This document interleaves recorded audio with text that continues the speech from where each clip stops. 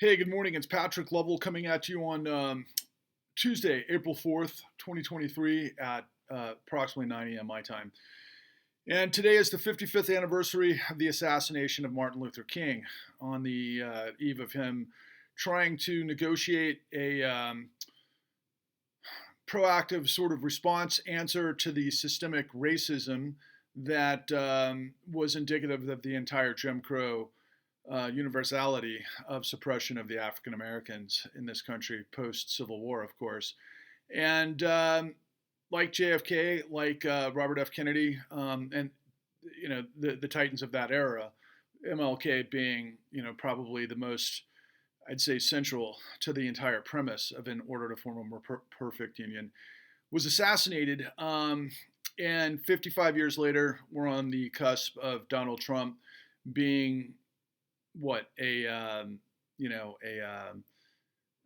I can't, like a sacrificial lamb in his estimation for the mistreated white race.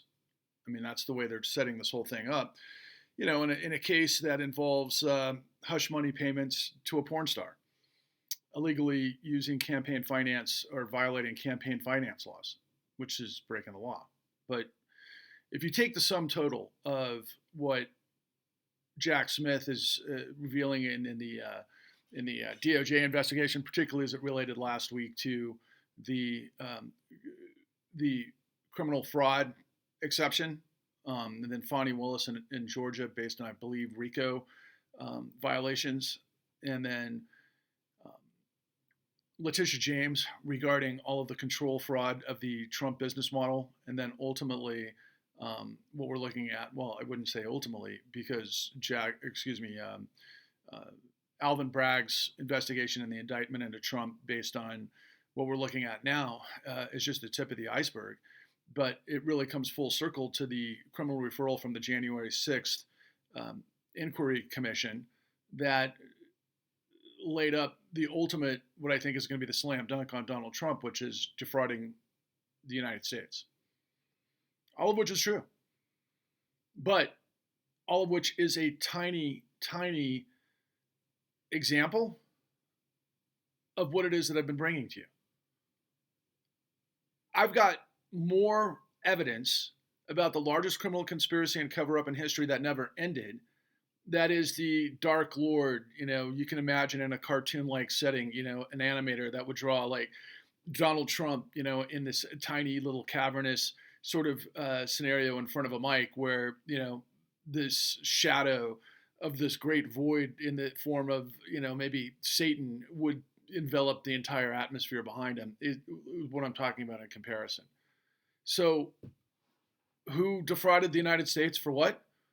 In context to the assassination of Martin Luther King, in our work, The Con, at www.thecon.tv, that's been suppressed by the entire machine, and the only reason we were able to get it out there the way we had is because I have a partner, a backer of substantial means that was able to break through and penetrate in a variety of ways, but they still have more power because of the nature of the society that we're living in today, where technology has been incredibly effectively materialize to manipulate the mindsets of people who don't understand really the basics of anything, quite frankly, let alone the entirety of the system.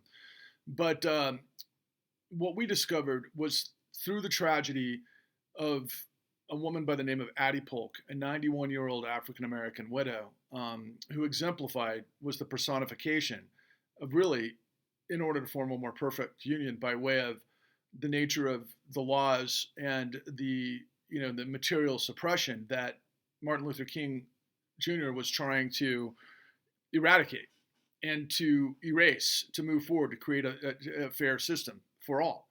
And ultimately, Addie Polk came out of the South in Alabama with her husband, Robert Polk, during the time of what they call the Great Migration. And this was on the aftermath, of the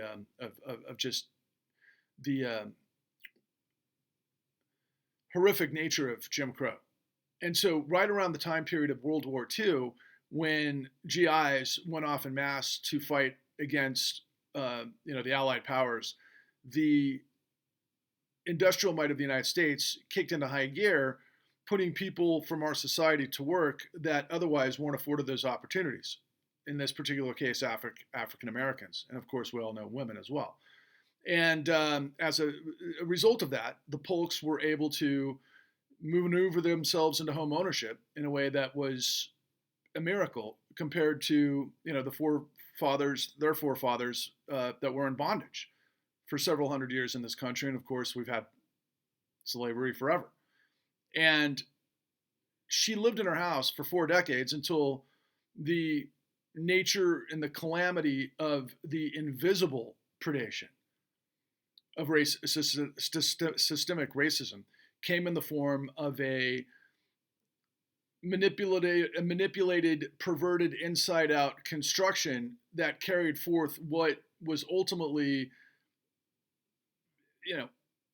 in front of all of our faces through Jim Crow, that ultimately after redlining or the eradication of redlining that prevented African Americans from getting loans in specific places and cities across the America, and other civil rights legislation that changed certain things, that opened up the opportunity and a gateway to a middle class sort of acquisition of the American dream, if you will.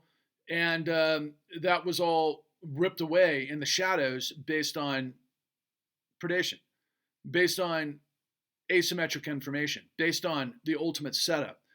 And they focused the industry itself, financialization, engineered all of this stuff, and test markets in African American communities throughout the United States that then engulfed the rest of society, and ultimately led to the revelation that I've been trying to get you to understand, that in the context of MAGA, what I'm seeing all over the place are victims of this great financial crisis that ripped people's lives apart in this financial terrorism that then they ultimately blamed on the African American president. The African American president betrayed everyone and played ball with the masters of deception.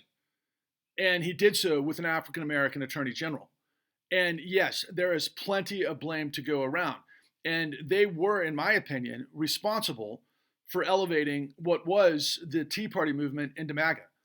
And ultimately, they got their guy in Trump. Trump being the ultimate expression of what we are, a vile criminal that is guilty of all of the aforementioned. But then he is, ironically, the lamb, right? In some ways, because the system, the machine, is more than happy to use our laws to expose him for his criminal guilt and malfeasance and the rest of it. But at the same time, he was playing the game that they're all playing, only to the tune of the masters of finance that engulf the world. Now, to bring this point full circle, to show how diabolically sinister this whole thing is, Donald Trump literally sued Deutsche Bank in 2012 for being a victim of predatory lending. Addie Polk was a victim of predatory lending. When the sheriff came to remove her and evict her from the house that she had lived in 4 decades, that her husband and her had, overcome the worst of what mankind throws at you to achieve the American dream, only to be set up and literally have her home stolen through what we call straw buying, in which she wasn't aware that there was paperwork behind the scenes that could actually set her house up in a loan of which she didn't have anything to do with, in which the villains that had a conspiracy behind the scenes could go and get bank loans in her name against her house, so that when she didn't pay to servicers who didn't actually have the note of her house to foreclose upon, came calling to get monies owed to it based on loans that were pulled out, criminally, that she had no awareness of. She went to all of the powers that be, or called them, and tried to do what she could as a 91-year-old woman to have somebody step up and go, this is not right. They can't take her house. But that didn't happen. And so they came to evict her, and she didn't want to live in the streets. She didn't want to live in poverty. She didn't want to go bucket in hand and beg from people's kindness and generosity, because she didn't do anything wrong. And they stole her house. So instead, she turned her husband's gun on her and shot herself in the chest 5 times. And eventually she died. So Martin Luther King was targeted for assassination for trying to move the powers that be to create a fair and just system. And Addie Polk, 50 years later, who had actually achieved some modicum of that great effort, only to have it stolen from her, as we sit and we watch Donald Trump pervert the whole thing as if he is being unfairly crucified, as I've just demonstrated Addie Polk was. That's our reality. Except in this particular case, as we look at Jack Smith looking at the criminal fraud exception, because attorneys lied to the court. In the case that I'm revealing to you, attorneys lied to the tunes of millions upon millions of documentation fraud in courts that stole people's houses, that foreclosure mills and servicers had no standing legally to do so. As you move forward and you look at Fonnie Willis and Rico, racketeering, influence, corrupt organization, in terms of what Donald Trump's people were doing in the case of elector certification fraud. All of that is based on documentation fraud, which is exactly what I'm revealing to you, only to the tunes of tens of millions. If you move forward to Letitia James in New York, the AG, her investigation has uncovered 200 cases of criminal fraud practices and business practices that are tied to control fraud, which is appraisal fraud and insurance fraud and lending fraud and everything else that you can imagine that we show you in the con at www.thecon.tv. Only in our case, we show it to the tune of tens of millions of scenarios. And then you're looking at Alvin Bragg today. There's going to be 30 charges against Trump that will be unsealed probably as I'm speaking, and many of them are for business document fabrication. And that, again, is something that I've revealed to you to the tune of tens of millions of people and cases. And then ultimately, the last one that'll come down the pike is from the January 6th committee hearing, which is going to be a criminal referral to the Department of Justice based on Donald J. Trump, individual 1, defrauding the United States.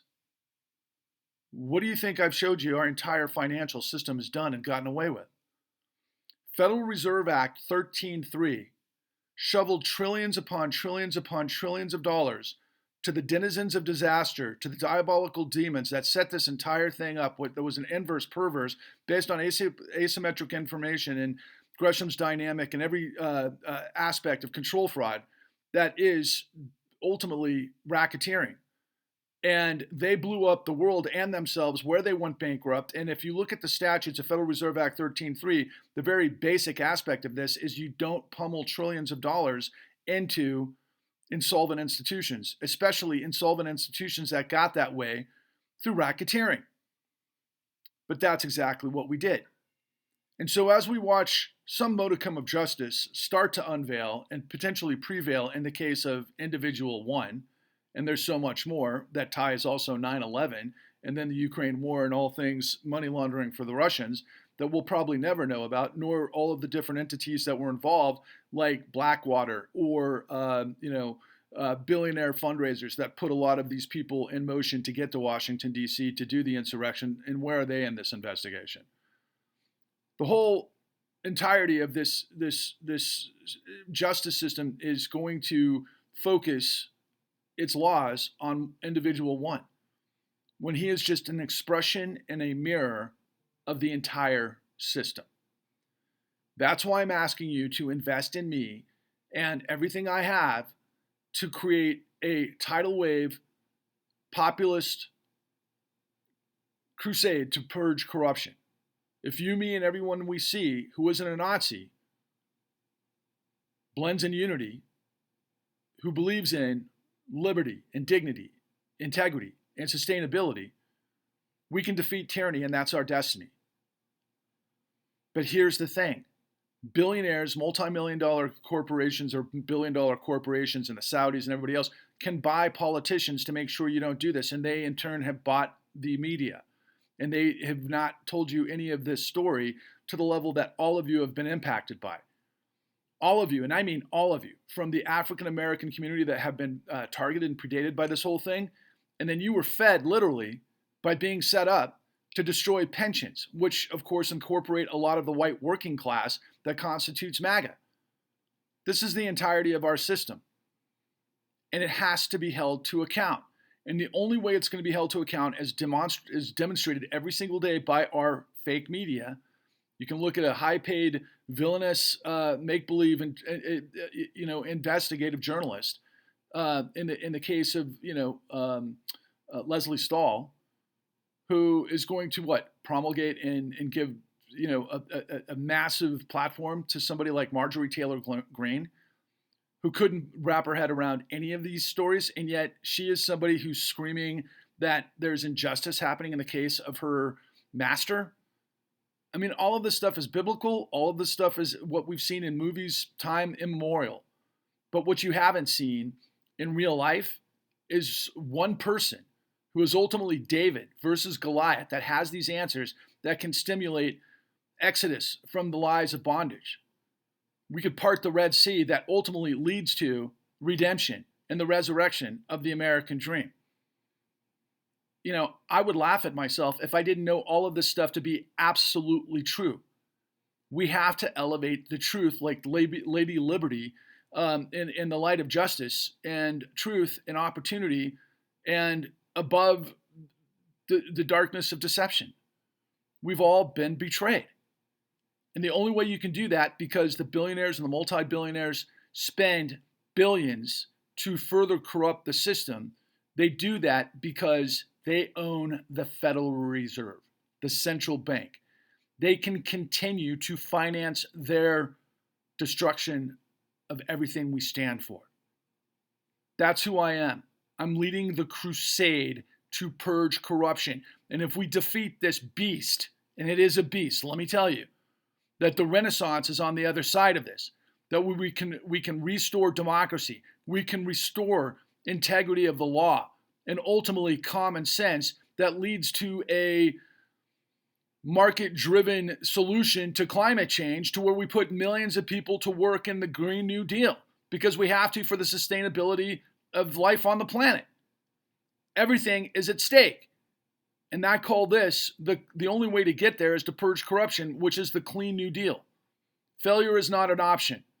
All you have to do is find $13 in the spirit and the honor of the original 13 colonies that fought against the largest empire of the world of their time, the undefeatable empire of King George III and the British, to give us the opportunity to create in order to form a more perfect union. And of course, it was flawed the whole way.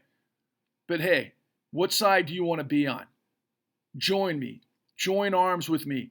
If millions of us come together, if I can get 1,300 of you to contribute right away, to invest right away, we can get on first base. And as we keep to grow this organic growth of freedom and justice, then we will rise above the madness. And they will be forced to reconcile with us one way or the other. Failure is not an option. When you have the truth, you're bulletproof. Rise, roar, revolt. Onwards and upwards.